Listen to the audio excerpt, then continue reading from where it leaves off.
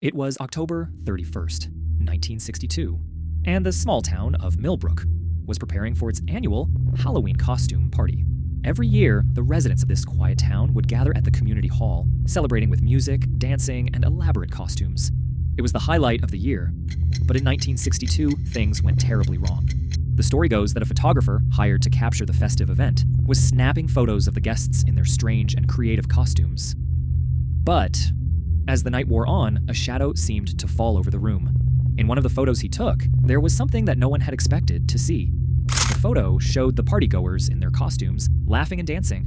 But in the background just beyond the revelers, there was a figure, a man in a dark blood-stained suit. His face was obscured by a mask, but his eyes were visible, cold and piercing. He wasn't dancing, he wasn't smiling, he was watching.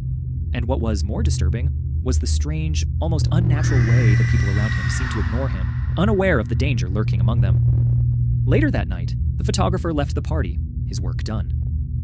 He developed the photo, eager to see the results. But when the photo came to light, something wasn't right. The man in the dark suit was no longer just a figure in the background. The next morning, the townspeople woke to a horror beyond their comprehension. 7 people from the party were found dead. No signs of forced entry, no obvious cause of death. But the image in the photograph, those bloodshot eyes, was a chilling clue.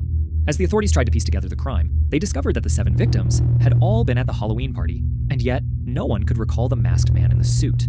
The photo became an obsession, and it was said that whoever stared too long at it would feel the eyes of the man staring back. Some say the photographer never developed another photo again. Some say he vanished without a trace.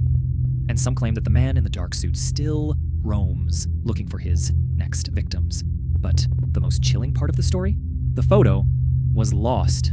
No one knows what happened to it, but some believe it was destroyed by the photographer, trying to rid the world of its curse.